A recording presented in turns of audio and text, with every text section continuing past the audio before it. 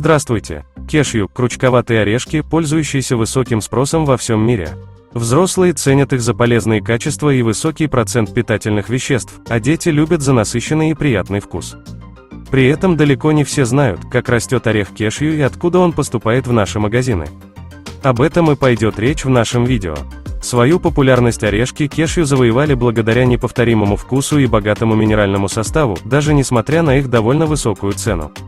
То, что орехи не являются дешевым продуктом, объяснить просто, достаточно лишь разобраться, где и как растет кешью, а также как его обрабатывают. Кешью еще называют индийским орехом, потому что он является плодом орехового индийского дерева.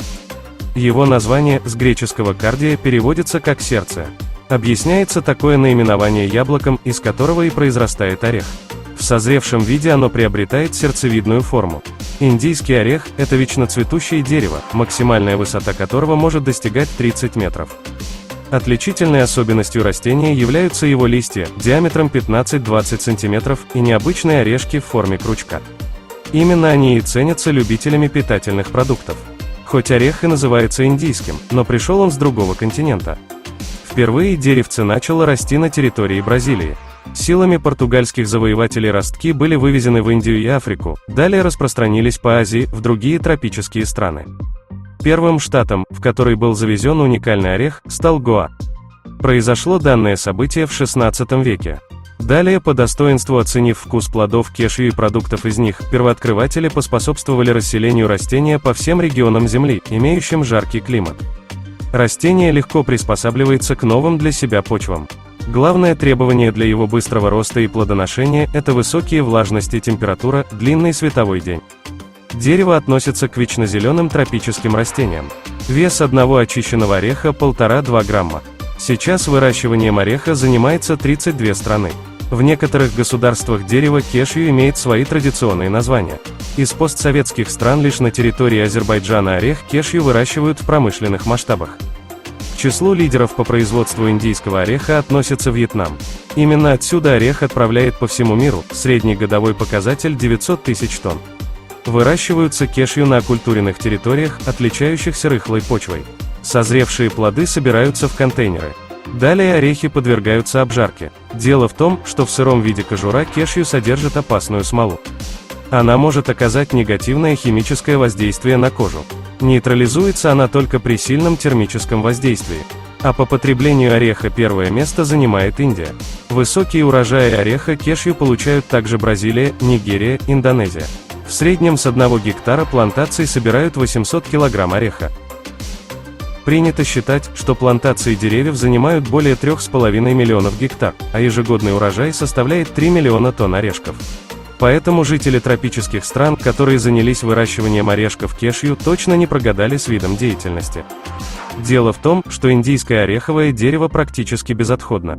Во-первых, цветоножка, яблоко, из которого растут орехи, в разрезе похоже на манго и активно добавляется в пищу. Данный плод отличается сочностью и кисловато-терпким вкусом. Едят его только в месте произрастания дерева, так как его транспортировка невозможна из-за повышенной мягкости и сочности. Во-вторых, орехи – главный плод дерева. Используются они в качестве отдельных продуктов и ингредиентов сложных блюд или даже коктейлей. Найти этот удивительный плод можно практически в каждом магазине. В-третьих, стволы уже старых деревьев, дающих незначительный процент урожая, активно используются для добычи камеди. В-четвертых, небезопасная скорлупа перерабатывается в масло, которое применяется для смазывания технических элементов, а также в медицине.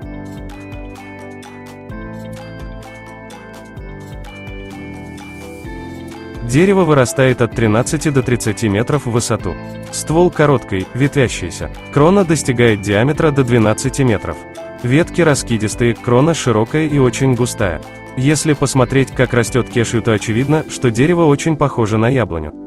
Сходство усиливает плодоножка, которая иначе называется яблоко-кажу. Цветет кешью бледными зеленовато-красными цветами с 5 заостренными лепестками, собранными в метелку. Длительность цветения длится 2 недели, так как цветки открываются поочередно. В зависимости от влажности и региона произрастания дерева цветет от 1 до 3 раз в год. Кешью – это единственный в мире орех, который растет не внутри плода, а снаружи, поэтому очень интересно увидеть то, как растут орехи кешью. У индийского ореха очень необычные плоды, желтовато-розового цвета, похожие на грушу или болгарский перец, а называют их яблоко кешью или яблоко кажу. В длину они достигают 8-12 см. Однако называть их плодом или фруктом ошибочно, на самом деле это разросшаяся плодоножка дерева кешью. Яблоки, вполне съедобные, имеют кисловатый привкус, очень сочные, волокнистые, чем-то напоминающие хурму. Его необходимо сразу же употреблять в пищу, после сбора, поэтому плодоножку местные жители используют для приготовления джемов, напитков, соков и компотов. Достать яблоко кажу вне ареала происхождения кешью не получится, так как транспортировке они не подлежат. Если внимательно присмотреться к яблоку, то сразу же становится понятно, где растут кешью, они расположены внизу плодоножки, причем только один на каждом, внешним видом он напоминает боксерскую перчатку. Стоит взглянуть на яблоко, и кажется, что орешки кешью растут на них как маленькие съедобные хвостики. В промышленности его используют для приготовления различных варений, джемов, приправ, а также алкогольных напитков, например, из него делают ликер фенни. За сезон в странах произрастания добывают до 25 тысяч тонн ложных яблок. Орех кешью в его природном первозданном виде никогда не направляют в точки продаж. Плод ореха разделяют на две части, разросшуюся плодоножку и, собственно, сам орех, одетый в две защитные оболочки. В рестораны, торговые точки, на пищевкусовые фабрики отправляют очищенное ядро ореха, форма которого напоминает запятую. Ядро ореха добывают вручную, причем все работы ведутся в плотных защитных перчатках, потому что без них можно обжечь руки. Такие случаи нередки среди рабочих, которые проводят очистку вручную. Связано это с тем, что в пространстве между оболочками ореха кешью находятся жгучие маслянистые вещества кардол и анакардовая кислота. Эта смесь при попадании на кожу способна вызвать настоящие ожоги, кожа покрывается волдырями, боли при этом ужасно сильные. Поэтому, будучи на отдыхе, даже не пытайтесь взять орех и извлечь его самостоятельно. Орехи извлекают настоящие профессионалы, специально обученные для этого. Орешки извлекаются руками в перчатках. Орешек достают из скорлупы, прокаливают огнем до полного испарения ядовитого масла. Только после этого его можно употреблять в пищу. Именно поэтому кешью никогда не продают в скорлупе. Орех используют как в сыром виде в составе салатов, закусок, домашней и кондитерской выпечки, так и в обжаренном, с солью или сахаром. Из плодов ореха давят масло и готовят пасту. Из-за небольшого веса орешка с гектара добывают всего в районе 750-800 кг. А во всем мире собирают приблизительно 3 миллиона тонн в год. Орехи кешью собирают вручную, но затем они попадают на специальные фабрики по переработке и проходят несколько стадий. Плоды окунают в кипяток на полчаса, таким образом можно избавиться от твердой внешней скорлупы. Затем внутренняя оболочка подвергается нагреванию при 70-90 градусах, что позволяет с легкостью ее удалить. Ядрышки сортируются по размеру и упаковываются для дальнейшего экспорта. Стоит сказать пару слов о том, как собирают кешью. Обычно труд является уделом женщин и девочек. Они работают голыми руками, чтобы обработать как можно больше плодов и получить небольшое вознаграждение, несколько сотен рублей за день. Единственной защитой от сильнодействующих веществ является обычное растительное масло, предохраняющее от проникновения яда под кожу. Но все равно ладони многих женщин, которые работают в этой области, сильно повреждены едкой жидкостью, потому что фабрики не предоставляют им никаких защитных перчаток. За 10-часовой рабочий день они получают около 160 рупий или 150 рублей.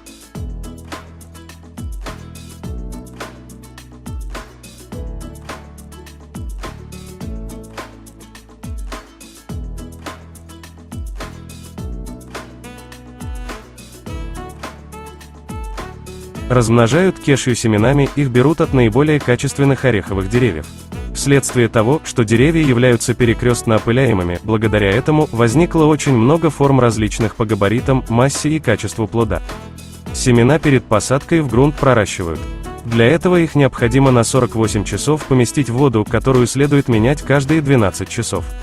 Важно помнить, что в процессе вымачивания в воду попадает кардол, который, соприкасаясь с кожей рук, вызывает ожог. После того, как семена готовы, их высаживают в небольшие горшочки, не более 2 литров. Грунт должен быть легким и хорошо дренированным, так как влага не должна задерживаться. В горшок не следует помещать более одной семечки. Если все условия соблюдены, то через 14-25 дней над грунтом вырастет росток. После этого ростки высаживают на проращивание в питомник, откуда через месяц растения высаживаются на постоянное место посадки, иногда их высаживают сразу в поле, пропуская этап проращивания. Как показывают исследования, кешью можно размножить такими способами, как окулировка, прививка и отводками. Саженцы должны храниться в тенистых местах, однако когда дерево вырастает, оно с легкостью переносит самые палящие лучи солнца. Важно не забывать обрезать взрослые растения осенью.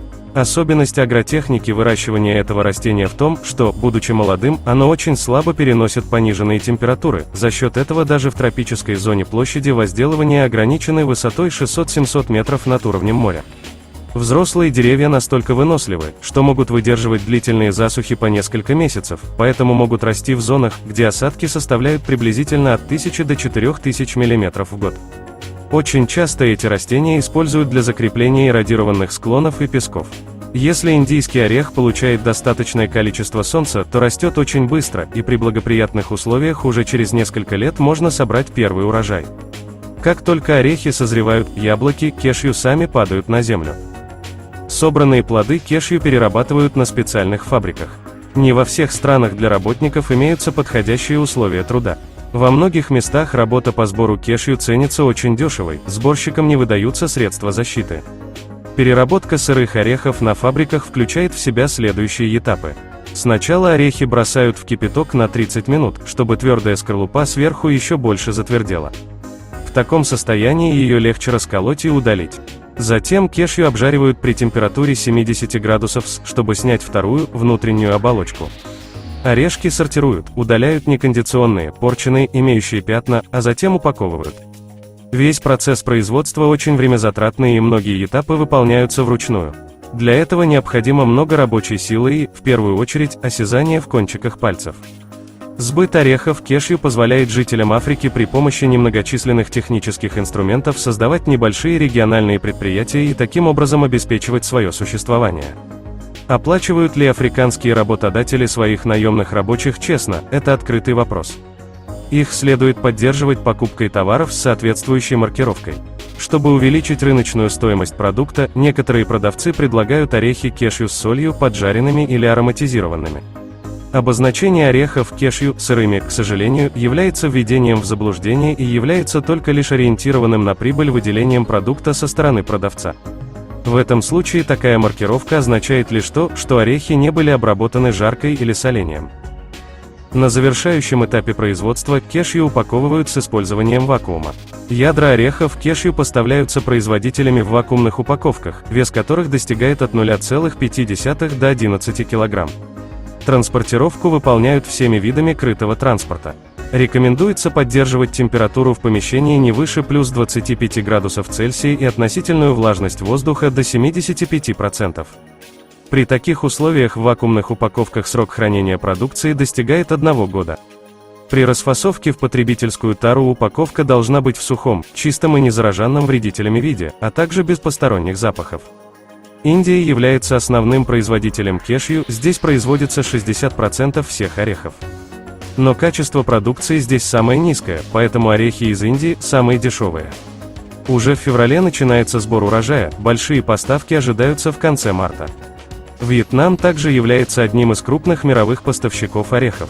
Мягкий климат страны отлично подходит для выращивания кешью. В год с плантаций Вьетнама собирают около 2000 тонн орехов. Начинается сбор с февраля и продолжается по май. В Таиланде сезон сбора кешью с января по март. Перерабатывающая отрасль орехов кешью имеет большое значение для экономик развивающихся азиатских и африканских стран. Во-первых, как источник высоких экспортных доходов, во-вторых, как катализатор развития современного индустриального сектора в этих странах. Развитие перерабатывающих производств в странах-производителях орехов кешью генерирует цепочки добавленной стоимости, создает дополнительные рабочие места и диверсифицирует местную экономику. В заключение несколько слов о полезности кешью. Орех является высококалорийным продуктом, пищевая ценность которого составляет 553 килокалории. Плоды кешью обладают тонизирующими, антибактериальными и антисептическими свойствами. Их используют для лечения обменных нарушений, дистрофии, псориаза и анемии. Учитывая, что более 70% липидного состава кешью составляют ненасыщенные жирные кислоты, орех является отличным поставщиком топлива в человеческий организм. Кроме того, кешью поддерживает жизнедеятельность клеток, повышает уровень увлажненности кожи, нормализует холестериновый метаболизм, участвует в построении ферментов и гормонов, защищает внутренние органы от механических травм. На этом все. Если вам понравилось это видео, ставьте лайки и подписывайтесь на канал. До новых встреч!